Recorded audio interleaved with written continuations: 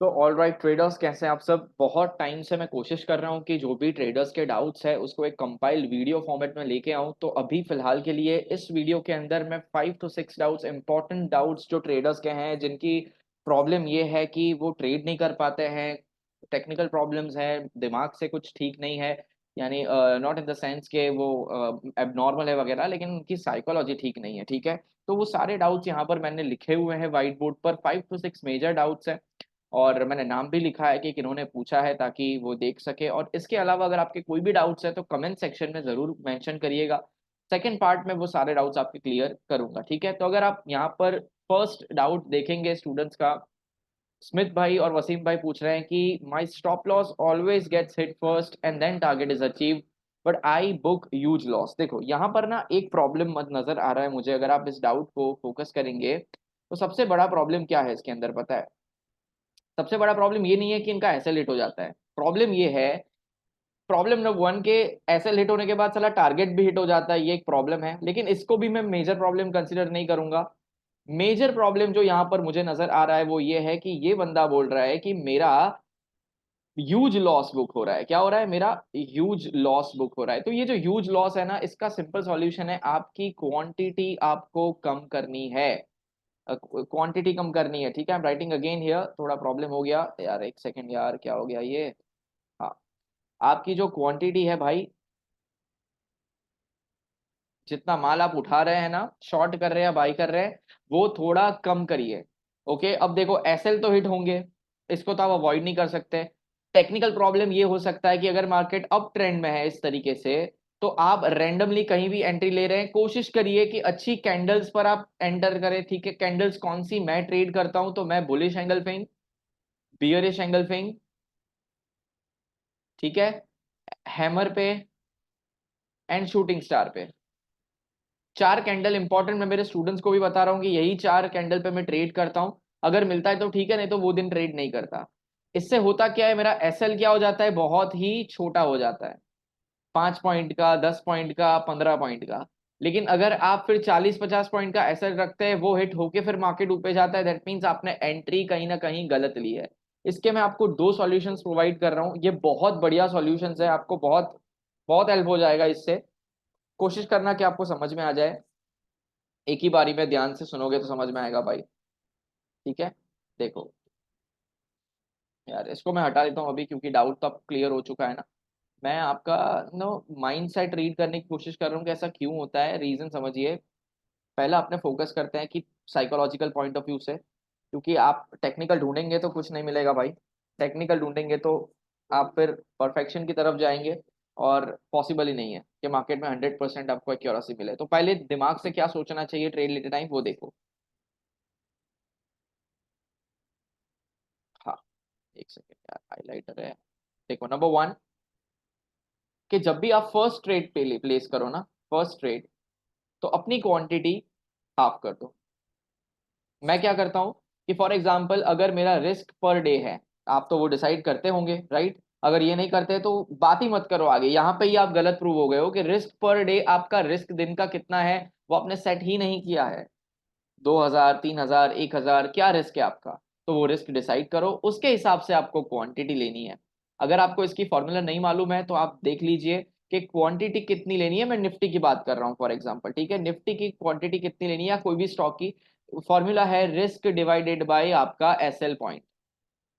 कितने रुपए का, कितने पॉइंट का एसएल है और रिस्क कितना है। मेरा क्या होता है कि मैं 3,000 का रिस्क लेता हूँ फॉर एग्जांपल, अलग अलग अकाउंट्स में अलग रिस्क होते हैं, मैं एक अकाउंट की बात कर रहा हूँ। 3,000 का अगर मैं रिस्क कर रहा हूँ, ठीक है, मेरे क्लाइंट का अकाउंट, मेरा अकाउंट, और मेरा SL point for example 30 points, कि मैं एक कैंडल के नीचे एसएल रख रहा हूँ, और एसएल तो मुझे वहां पे ही रखना है, ठीक है। ऐसा नहीं कि भाई 3,000 के लिए मैं कहीं भी एसएल रख दूं, नहीं, एसएल तो मेरा लॉजिकली होना चाहिए। कैंडल के नीचे बफर रख के 30 पॉइंट्स आ रहे हैं, ठीक है, ओके। तो अगर आप इसको डिवाइड करेंगे तो मेरा कितना होना चाहिए क्वांटिटी, 100, मतलब कि मेरा 2 लॉट होना चाहिए। अब मैं जनरली इसके अंदर भी थोड़ा चेंज करता हूं कि मेरा जो पहला ट्रेड है उसमें मेरी क्वांटिटी कितनी हो जाती है, हाफ। तो 2 का हाफ कितना हो जाएगा, डिवाइड करेंगे तो ऑब्वियसली 1 हो जाएगा, राइट। तो मेरा पहला जो ट्रेड है वो कितनी क्वांटिटी से होगा, 1 लॉट से होगा, यानी कि 50 क्वांटिटी से, 30 पॉइंट का एसएल। तो मेरा पहला नुकसान जो होगा वो सिर्फ 1,500 का होगा, क्यों? क्योंकि मेरा जो प्लान्ड रिस्क था 3000, उसमें से अभी मैं सिर्फ कितना लूज कर रहा हूँ 1500, और मेरे पास कितना अभी अवेलेबल है रिस्क लेने को, 1500 रुपए का और अवेलेबल है, तो एक सेकंड ट्रेड मैं ले सकता हूँ। अब ये सेकंड ट्रेड अगर 1:2 की तरफ जाता है तो 3000 माइनस 1500 मैं डे को 1500 में एंड कर सकता हूं। ओके, और अगर पहला ट्रेड सक्सेसफुल हो जाता है तो आपको प्रॉफिट मिल ही रहा है। इस तरीके से अगर आप करेंगे तो आपका भले फर्स्ट एसएल हिट हो जाता है, आप ये जो मिस कर देते हैं ना कि भाई मैं देखता रह जाता हूं, टारगेट तक चली जाती है मार्केट, ये चीज आपकी बंद हो जाएगी। तो ह्यूज लॉस कब होगा? जब पहले ट्रेड में बहुत ज्यादा क्वांटिटी उठाइए। उल्टा पहले ट्रेड, फर्स्ट ट्रेड जनरली बड़े बड़े यूट्यूबर्स, या यूट्यूबर्स तो नहीं बट ऑथर्स मैं बोल सकता हूँ, बड़े बड़े टेक्निकल एनालिस्ट बोल सकता हूँ, एक्सपर्ट बोल सकता हूँ, वो क्या करते हैं पता है? वो बोलते हैं कि पहला ट्रेड स्क्रैच ट्रेड होता है। क्या होता है स्क्रैच ट्रेड? यानी जस्ट ट्रायल के लिए होता है, तो ज्यादा वो लोग इसमें ट्रेड नहीं लेते हैं, जस्ट चेक करते हैं कि मेरा ट्रेड चलता है कि नहीं। अगर ऐसा लेट होता है तो पता भी चलता है कि आपका ऐसा लेट हुआ है, मतलब कहीं ना कहीं मार्केट का जो डायरेक्शन आपने तय किया था वो नहीं। This is the first question, I hope I have answered इसका। अब फर्स्ट क्वेश्चन का सेकंड तरीका भी है आंसर देने का, वो समझ लीजिए, ये टेक्निकल पॉइंट ऑफ व्यू से है। ओके, ये टेक्निकल पॉइंट ऑफ व्यू से है। अब क्या है इसके अंदर वो समझिए। देखो एसएल कब हिट होता है? या तो आप जेन्युइनली ट्रेड बराबर करते हैं but due to market condition sideways है वगैरह, आपका एसएल हिट हो जाता है। लेकिन ये चीज अगर बार बार होती है ना कहीं आपको टेक्निकल पोर्शन समझने की जरूरत है। अब मैं यहाँ पे मैं केवल वही कोर्स की बात नहीं कर रहा, बट मैं आपको सिर्फ समझाने की कोशिश कर रहा हूँ कि आपको करना क्या चाहिए अगर मार्केट अप ट्रेंड में है। ओके, फॉर एग्जाम्पल 100 रुपीज पे थी, फिर 105 पे गई, फिर 103 पे आई, फिर 115 गई, 109 पे आई वगैरह, फिर 120 गई, 100 कितना हो गया यार ये, 117 आई फॉर एग्जाम्पल, एंड 125 पे आई। अब होता क्या है ना, आप कहीं भी घुस रहे हैं। फॉर एग्जाम्पल आपने इधर 115 पे बाई कर दिया और आपने यहाँ कहीं स्टॉप लॉस लगाया था 110 के आसपास, मार्केट आपका एसएल हिट करके 120 पे चली गई। क्या प्रॉब्लम है इधर पता है? आप लोग हायर हाईस पे ट्रेड कर रहे हैं। डाउ थियरी मालूम है? नहीं मालूम है तो पढ़ो, बुक्स लेके आओ टेक्निकल की, पढ़ो। डाउ थियरी क्या बोलती है? Higher high higher low up trend है। आपको कहां पर ट्रेड लेना चाहिए? नो डाउट आपको हायर लो पे लेना चाहिए, बट अगर फिर भी यहां पर आपको कन्विंसिंग नहीं लगता है तो इसके हाई के क्लियर होने पर जब नया हाई बनता है तब आप एंट्री लो। बट थोड़ा बफर रख के एंट्री आपको लेनी है कि आप थोड़ा भी नीचे पुल बैक आए तो प्रीवियस स्विंग लो के नीचे अगर रखा होगा तो आपका एसएल हिट नहीं होगा। लेकिन आप फिर बहुत ज्यादा हाई पे करेंगे ना तो प्रॉब्लम हो जाएगा। ओके, यहां पर आप देखिए ये अप ट्रेंड है, मैंने अगर इस जगह पे एंट्री ली होती तो ये पुल बैक में मेरा एसएल हिट नहीं हुआ है ना, मेरा तो यहाँ पे है एसएल, मेरा तो इतना उल्टा प्रॉफिट और राइड कर रहा हूं। लेकिन अगर आपने यहाँ हायर हाई क्लियर होने पे एंट्री नहीं ली, आप देखते रहे, फिर आपको फोमो आया कि यार ये तो भाग रहा है मार्केट, लेना चाहिए, यहां आप घुसे, थोड़ा नीचे मार्केट आया, इधर आपने एसएल लगाया था, ये आपका एसएल कटा और फिर मार्केट डूबे गया। तो आपकी एंट्री को ठीक करिए, और एंट्री को ठीक करने का तरीका है एजुकेशन। आपको टेक्निकल एनालिसिस सीखना पड़ेगा, उसके अलावा और कोई ऑप्शन नहीं। कहीं से भी सीखो, मेरे पास सीखो, यूट्यूब पे सीखो, पैसा दे के फ्री कुछ भी करो, बट सीखो, कोई स्ट्रेटेजी बनाओ वगैरह वगैरह। ठीक है, फर्स्ट क्वेश्चन का यहाँ पर आंसर मैंने कर दिया है। अब सेकंड क्वेश्चन पढ़ते हैं भाई, क्या है, एक सेकंड यार। हाँ, सेकंड क्वेश्चन क्या है? I am in profit in morning but at the end of the day I book loss due to over trading. Wasim भाई, दूसरा क्वेश्चन वसीम भाई का है। दो क्वेश्चन पूछे थे उन्होंने कि भाई ओवर ट्रेडिंग हो जाता है मेरे से। आपने तो क्वेश्चन में ही आंसर दे दिया है, आपने बोला सुबह सुबह प्रॉफिट करता हूं लेकिन शाम तक ओवर ट्रेडिंग की वजह से क्या हो जाता है? लॉस हो जाता है। तो भाई ओवर ट्रेडिंग मत करो। और इसका मैं आपको एक सॉल्यूशन, प्रो सॉल्यूशन प्रोवाइड करता हूं कि आप ना पूरे ट्रेडिंग सेशन को 3 पार्ट्स में डिवाइड कर दो। एक मॉर्निंग आवर, एक नून टाइम, एंड एक क्लोजिंग टाइम। अब मैं जो टाइम बोल रहा हूं उसके अंदर बैक टेस्ट करके देखना, ये टाइम पे ट्रेड करना। मॉर्निंग में आपको 9:15 से लेकर 10 o'clock तक कुछ नहीं करना है। ट्रेड आपको करना है, अगर एंट्री मिलती है 10 से 11 के बीच में मिलती है तो ही, 1 घंटे में कोई मूव आएगा तो ही। ये बहुत खतरनाक मूव आता है, एक दिशा में आपको आराम से पैसा कमा के देगा। नून टाइम 11 बजे से लेकर 12 12:30 तक, ज्यादा से ज्यादा 12:30 तक no trade, sorry no trade, कुछ नहीं करना है। क्लोजर टाइम आपको आना है 12:30 से लेकर 2:30 बजे तक। ये एरिया के अंदर, ये स्लॉट के अंदर आप ट्रेड करने की कोशिश करिए। मेरा जो मोस्ट फेवरेट पोर्शन है वो यहाँ है। 10 से 11 के बीच में। मैं ज्यादातर ट्रेड इधर लेता हूँ, जितने ट्रेड मैंने इधर लिए हैं मेरा लॉस हुआ है, और जितने ट्रेड मैंने यहाँ पे लिए हैं उतना प्रॉफिट हुआ है। This is rank 1 for me, this is no rank, this is rank 2 for me. तो कोशिश करिए कि 10 से 11 और 12:30 से 2:30 के बीच में ट्रेड फाइंड करें, और फिर आप देखना आपको ओवरऑल लॉस नहीं होगा, प्रोवाइडेड ओवर ट्रेडिंग आप नहीं करेंगे। अब लालच, ग्रीड की वजह से भी ओवर ट्रेडिंग हो रहा होगा। ग्रीड की वजह से ओवर ट्रेडिंग क्यों होता है कि आप ऑलरेडी प्रॉफिट कमा रहे हैं बट सेटिस्फेक्शन नहीं है ना, आपने जल्दी बुक कर दिया होगा। तो राइड करिए, आप प्रॉफिट को थोड़ा बुक करके बाकी की क्वांटिटी को राइड करिए जब तक आपका ट्रेलिंग एसेलेट नहीं होगा। तो आपके अंदर रिग्रेट नहीं होगा कि यार काश मैं रुका होता। ये काश वाली जो फीलिंग है ना वो आपको बार बार ट्रेड करवाती है, इसको आप अवॉइड करिए, ठीक है। तो फॉर एग्जांपल आप 2 लॉट में ट्रेड करते हैं, तो एक लॉट बुक कर दीजिए, दूसरा लॉट को जाने दीजिए जितना जाता उतना। देखो 20 में से 4 दिन ऐसा जाएगा सब रिकवर करके देगा, 16 दिन आपको एसएल खाने पड़ेंगे, ट्रेलिंग वाले एसएल। अगर वो नहीं करना है तो चुपचाप जो मिला वो लेके बाहर निकल जाओ, जो आपको पसंद आए वो करो। Moving on to the third question now, please provide us stock list और scanner for trading. Ayush you are asking के कोई स्कैनर प्रोवाइड करो।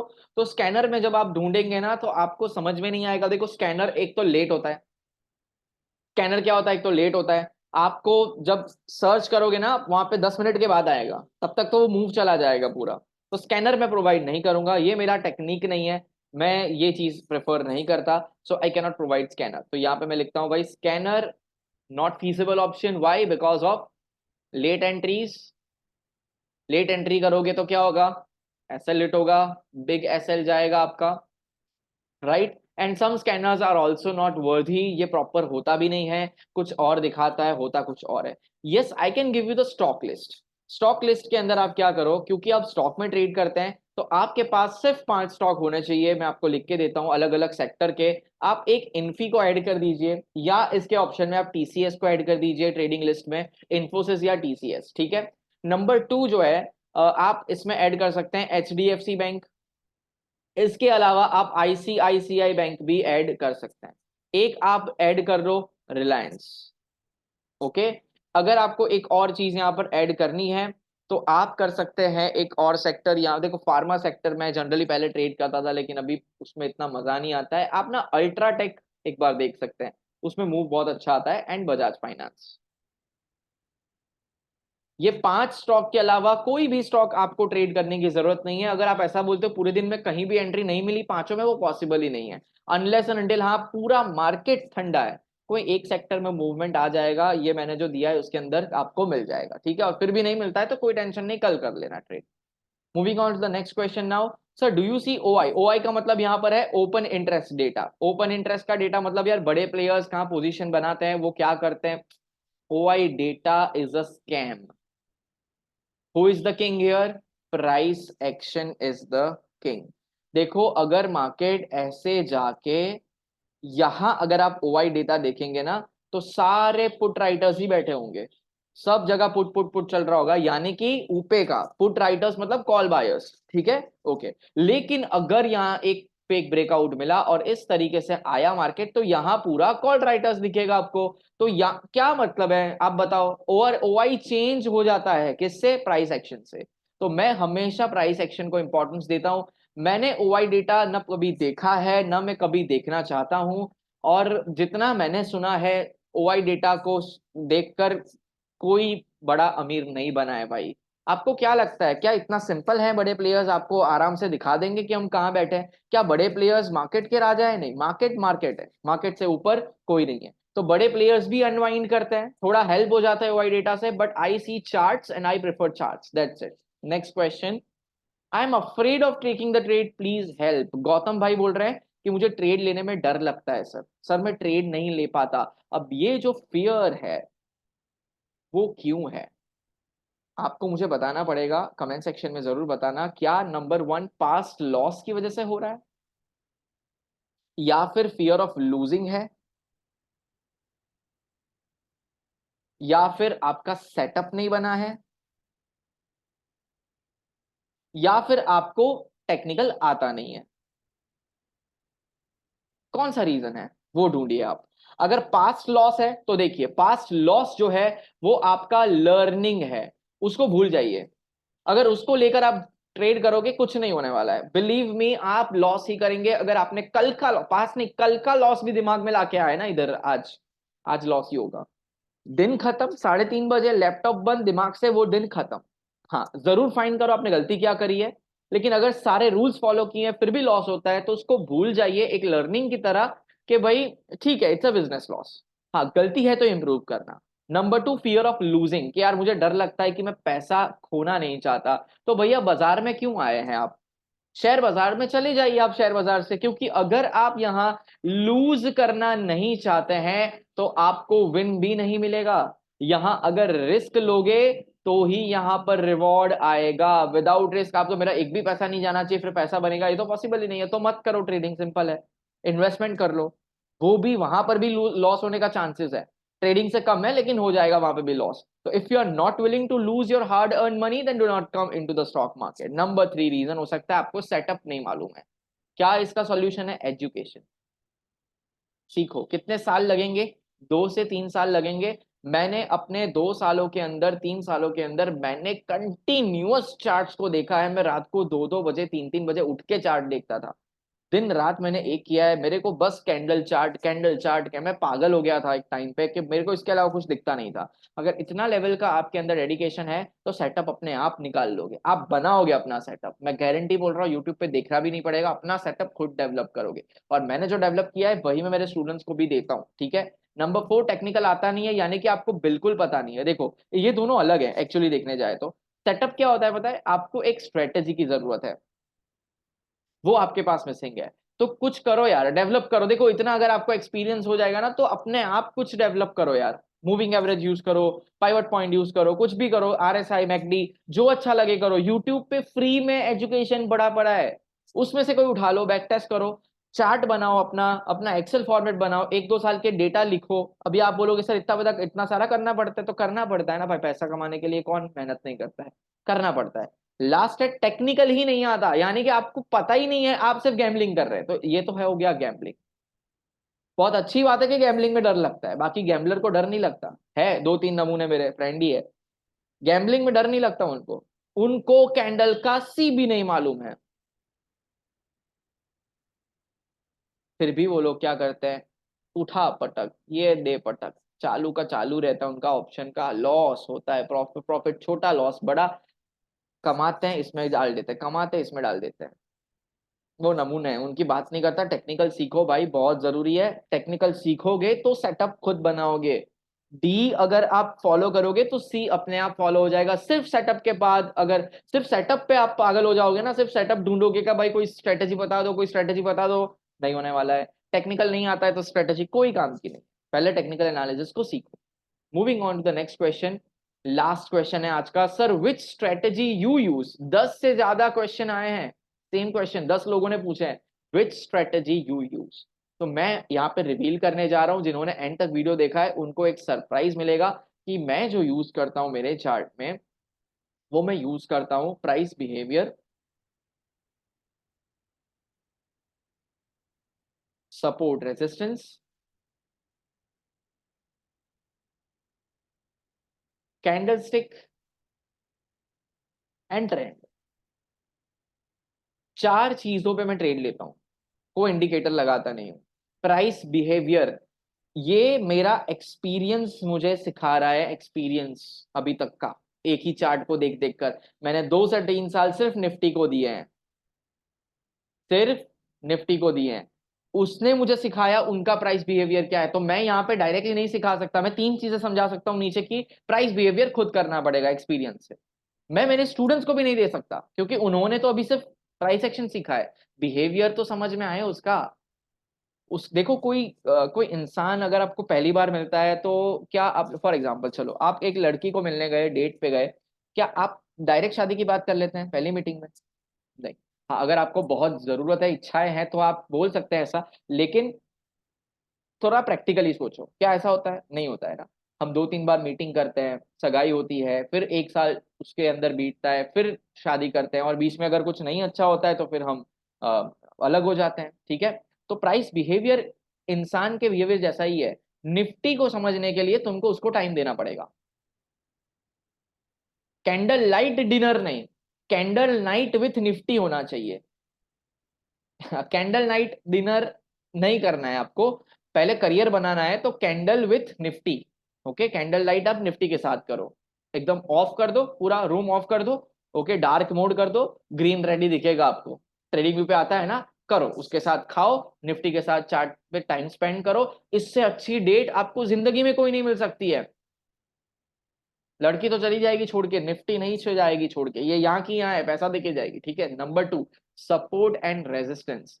आपको लेवल ड्रॉ करने हैं भाई कि ये सपोर्ट है ये रेजिस्टेंस। अब इसको ड्रॉ करने के लिए ना लोग 3 मिनट 5 मिनट, नहीं भाई, मैं 1 आवर यूज करता हूँ, 1 आवर। और 1 घंटे का जो सपोर्ट एंड रेजिस्टेंस होता है ना, उसका मैं जो वैल्यू एरिया होता है उस पर अगर ट्रेड आता है तो ठीक है, नहीं आता है तो नहीं लेता।